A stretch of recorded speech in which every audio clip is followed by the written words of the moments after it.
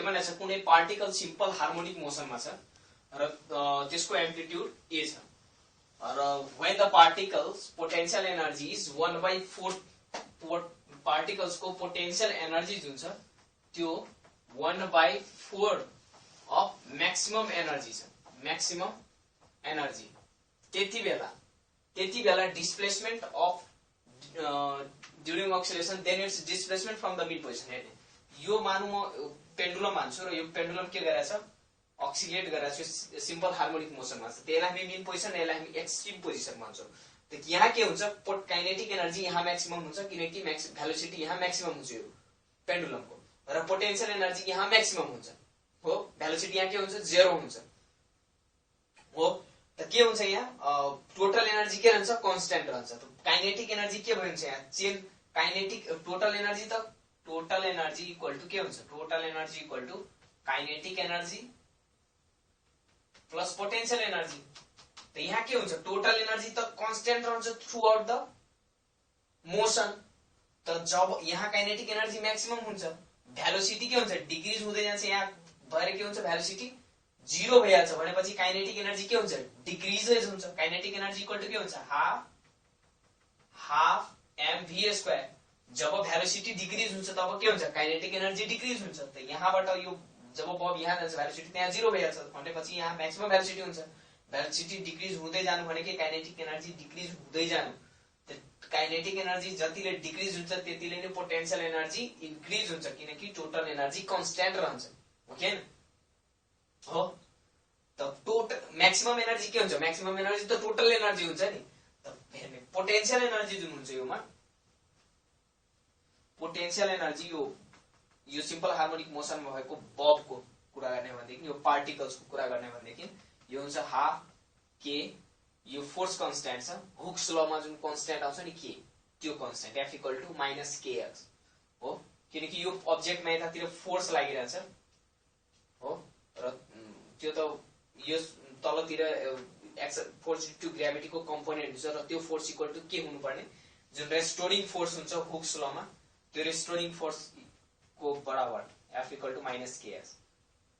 र यो x minus किन लाग्यो किनकि फोर्स डिस्प्लेसमेन्ट को अपोजिट डाइरेक्सनमा छ त्यसैले हो। त यहाँ हुन्छ हाफ kx²। यहाँ x के हो displacement from the mean position, यो मिन पोजिसनबाट कति टाढा छ यो x र काइनेटिक एनर्जी हुन्छ काइनेटिक एनर्जी हुन्छ हाफ के काइनेटिक एनर्जी हुन्छ हाफ mv² हुन्छ कि हुँदैन। त्यसैले भेलोसिटी कति हुन्छ जब यो सिम्पल हार्मोनिक मोसनमा हुन्छ त भेलोसिटी हुन्छ v = ω√a² - x² हुन्छ हो। सिम्पल हार्मोनिक मोसनमा हुन्छ त डिस्प्लेसमेन्टको इक्वेसन के हुन्छ a sin ωt हो र भेलोसिटी के हुन्छ एकचोटी डिफरेन्शिएट गर्ने त a ω cos ωt। एक्सेलरेसन कति हुन्छ त एकचोटी अझै डिफरेन्शिएट गर्ने त माइनस cos को के हुन्छ -sin² -sin ωt minus sign हुन्छ कि हुँदैन डिफरेन्शिएट गरे त a ω² sin ωt हुन्छ कि हुन्न। अब भेलोसिटी को ठाउँमा यो डिस्प्लेसमेन्ट को टर्ममा हो यो भेलोसिटी टाइम को टर्ममा हो ओके। त भेलोसिटी को त्यो को डिस्प्लेसमेन्ट को टर्ममा लेख्ने हो भनेदेखि यो के हुन्छ ω² किनकि यसलाई स्क्वायर गर्ने यो स्क्वायर हुन्छ र यो रुट उडेर जान्छ त ω² a² - x² हुन्छ कि हुन्न। र यसलाई हामी अब हेर्ने ω = 2πn = 2π/t त धेरै दिन पर्यो। अब m/k/m हुन्छ। ω =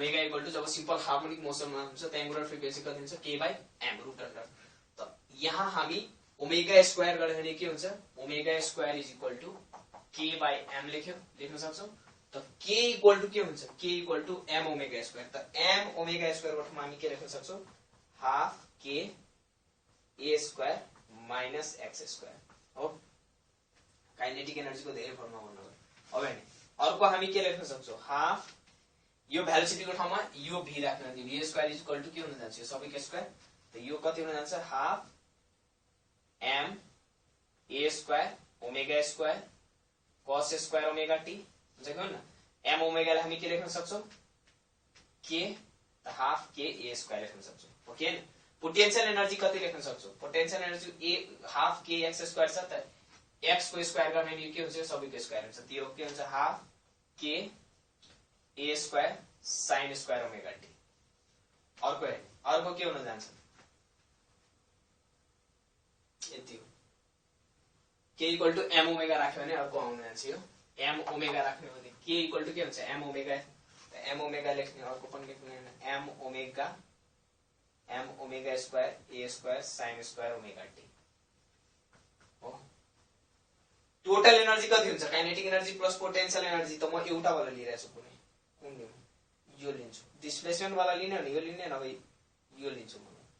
यो पनि काइनेटिक एनर्जी यहीबाट स्टार्ट छ त काइनेटिक एनर्जी एउटा म यो लिन्छु र पोटेन्शियल एनर्जी यहाँबाट यो लिन्छु त काइनेटिक एनर्जी यो दुईटा एड गर्ने हो भनेदेखि यो दुईटा एड टोटल एनर्जी यो दुईटाले एड गर्ने हो हाफ के ए स्क्वायर योमा पनि हाफ के ए स्क्वायर यो दुईटा के हुन्छ कमन हुन्छ हाफ के ए स्क्वायर दुईटै कमन हुन्छ र sin square plus cos square के हुन्छ sin square omega T plus cos square omega T त यो कति हुन्छ हाफ के ए स्क्वायर किनकि यो sin square plus cos square कति हुन्छ 1 हुन्छ sin square theta plus cos square theta 2 हुने त टोटल एनर्जी कति हो यति त टोटल एनर्जी को अब हेर्ने म्याक्सिमम एनर्जी कति हुन्छ टोटल एनर्जी हुन्छ ओके न त के हेर्ने अब पोटेन्शियल एनर्जी कति हुन्छ मैले हाफ के एक्स स्क्वायर के एक्स स्क्वायर त हाफ के x square is equal to 1/4 times के मैक्सिमम एनर्जी त मैक्सिमम एनर्जी के हुन्छ टोटल एनर्जी हुन्छ मैक्सिमम एनर्जी त कन्स्ट्यान्टै रहन्छ होला थ्रु आउट द मोसन किनकि एनर्जी त कुनै बेला इन्क्रिज डिक्रिज टोटल एनर्जी कुनै बेला इन्क्रिज डिक्रिज हुँदैन काइनेटिक एनर्जी इन्क्रिज डिक्रिज हुन्छ काइनेटिक एनर्जी मैक्सिमम हुन्छ मिन पोजिसनमा र मिनिमम हुन्छ